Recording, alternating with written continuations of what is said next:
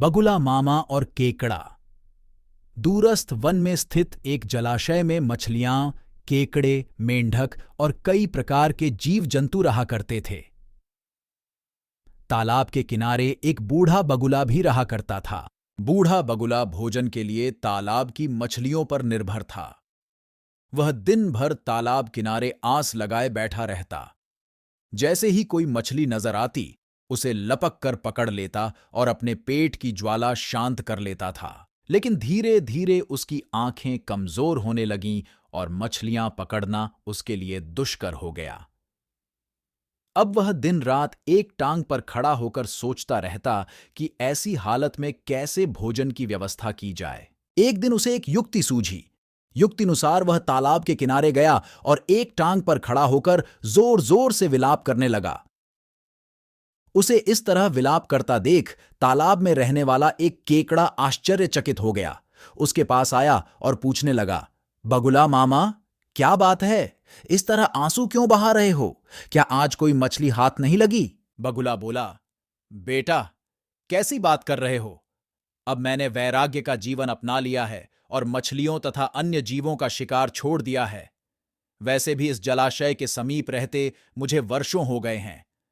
यहां रहने वाले जलचरों के प्रति मन में प्रेम और अपनत्व का भाव जाग चुका है, इसलिए मैं उनके प्राण नहीं हर सकता। तो इस तरह विलाप करने का क्या कारण है मामा? केकड़े ने उत्सुकतावश पूछा। मैं तो इस तालाब में रहने वाले अपने भाई बंधुओं के लिए विलाप कर रहा हूं।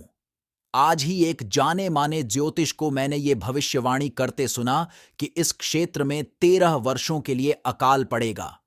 यहां स्थित समस्त जलाशय सूख जाएंगे और उनमें रहने वाले जीव जंतु भूख प्यास से मर जाएंगे। आसपास के सभी छोटे जलाशयों के जीव जंतु बड़ी बड़ी झीलों की ओर प्रस्थान कर रहे हैं, किंतु इस जलाशय के जीव जंतु निश्चिंत बैठे हैं। इस जलाशय का जलस्तर अत्यंत कम है। सूखा पड़ने पर यह अतिशीघ्र सूख जाएगा। यहां के वासी सभी जलचर मारे जाएंगे। यही सोच सोचकर मेरे आंसू नहीं थम रहे हैं। बगुले की बात सुनकर केकड़ा तुरंत तालाब में रहने वाली मछलियों और अन्य जलचरों के पास गया और उन्हें बगुले की पूरी बात बता दी। ये सुनते ही सभी जलचर बगुले के पास जा पहुंचे और उससे इस समस्या से निकलने का उपाय पूछने लगे। दुष्ट बगुला तो इसी अवसर की तलाश में था। वह बोला, बंधुओं, चिंता की कोई बात नहीं है। यहां से कुछ ही दूरी पर जल से लबालब एक बड़ी झील अवस्थित है। वहां का जल अगले 60 वर्षों तक नहीं सूखेगा। मैं तुम्हें अपनी पीठ पर लाद कर उस झील में छोड़ आऊंगा। इस तरह तुम सबकी जान बच जाएगी। बगुले की बात सुनकर सभी जलचरों में पहले जाने की होड़ लग गई और वे बगुले से अनुनय करने लग गए। बगुला मामा, हमें वहां पहले पहुंचा दो। ये देख बगुले की बाँछें खिल गई। उसने सबको शांत किया और बोला, बंधुओं, मैं तुम सबको एक एक कर अपनी पीठ पर लाद कर उस झील तक ले जाऊंगा। फिर चाहे मेरा जो हाल हो, आखिर तुम सब मेरे अपने हो। उस दिन के बाद से बगुला प्रतिदिन एक मछली को अपनी पीठ पर लाद कर ले जाता और कुछ दूरी तय करने के बाद एक बड़ी शिला पर पटक कर मार डालता। फिर अपना पेट भरने के बाद दूसरे दिन दूसरा शिकार अपनी पीठ पर लाद कर चल पड़ता। ऐसे ही कई दिन बीत गए। बगुले को बिना परिश्रम के रोज एक मछली का आहार मिलने लगा। एक दिन जब बगुला तालाब के किनारे गया तो केकड़ा बोला, बगुला मामा, आपने सूखा पड़ने की बात मुझे सबसे पहले बताई, किंतु अब तक आप मुझे बड़ी झील लेकर नहीं गए। आज मैं आपकी कुछ नहीं सुनूंगा। आज आपको मुझे ही लेकर जाना होगा। बगुला भी रोज मछली खाकर ऊब चुका था।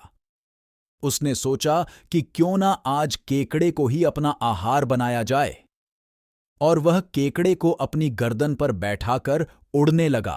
कुछ दूर जाने के बाद केकड़े ने देखा कि एक बड़ी शिला के पास मछलियों की हड्डियों का ढेर लगा हुआ है।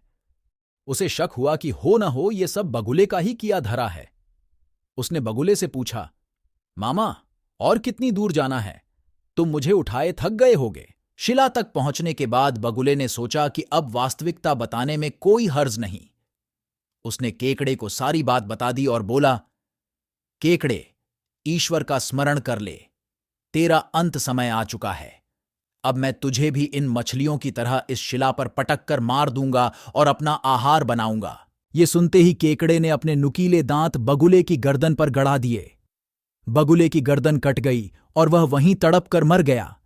केकड़ा बगुले की कटी हुई गर्दन लेकर वापस तालाब में पहुंचा और दुष्ट बगुले की दुष्टता की कहानी सब जलचरों को बताई और बोला, अब वह दुष्ट मर चुका है, तुम सब लोग यहां आनंद के साथ रहो। इस कहानी से हमने क्या सीखा? किसी भी बात का बिना जानकारी लिए विश्वास नहीं करना चाहिए। मुसीबत में धैर्य से काम लेना चाहिए।